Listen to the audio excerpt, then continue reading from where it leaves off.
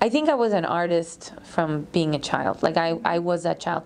And the story of running into my second grade teacher, so this is important. So I'm at the bakery and I hear her voice. I'm in Queens. I was living here already and I had gone to Queens to be with my mother. And I'm in my childhood bakery in my neighborhood in New York. And I'm buying something and I hear her voice. And I had looked for her, by the way, to no avail. And I turn and I'm like, oh my God, that's Miss Lawson. And I said, but wait, look at her hands. Because, you know, as a kid, you know your teachers. You know what they wear. You get to know them. And I was like, Miss Lawson. And then you heard that part.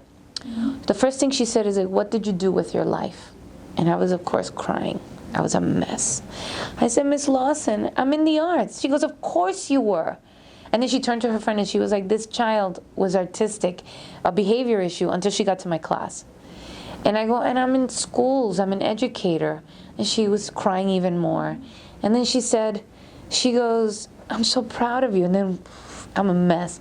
And I was like, you are the master teacher, like you were the teacher. So, creative child, no privilege, really. You know, I didn't get like extra class. I mean, I had ballet, but I got kicked out because I was too chubby. Anyway, so I'm in the arts, and so then I stick to what I'm good at, which I knew was writing and reading. Not good at math at all. At all.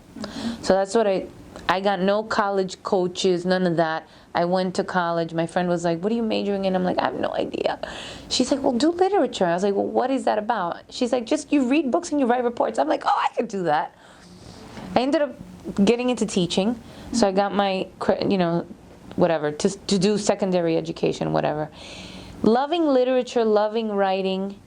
And then in one of my first jobs, I run into a girl, and she says to me, she goes, oh, I have rehearsal after work. I was like, rehearsal? What do you mean? She's like, yeah, I study at the Puerto Rican Traveling Theater. I was like, what are you talking about? She goes, no, I take acting classes. I'm like, acting classes? She's like, yeah, you should come. And I'm like, what? Never heard of the Puerto Rican, like total nothing, zero. So I go. And what is acting? Acting is reading and writing performed. Pause.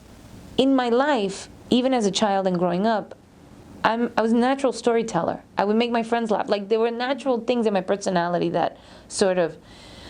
When I get to that class, this Puerto Rican lady, the Puerto Rican Traveling Theater is one of the oldest theater companies in New York.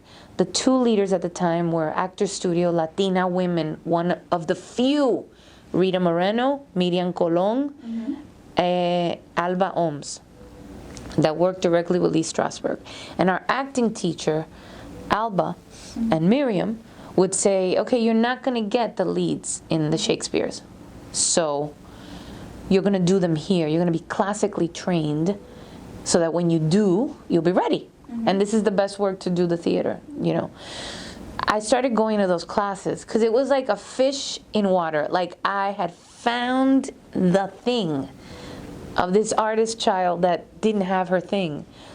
And that year I told my parents, I was 27, I said, I'm gonna become an actor. And they were like, what? Tu ta loca? Are you crazy? And I'm like, don't worry about it, I'm 27, I could do this. I know what I have to do. I will pay my bills, and and I was an actor until September 11th. And then I was like, this feels sort of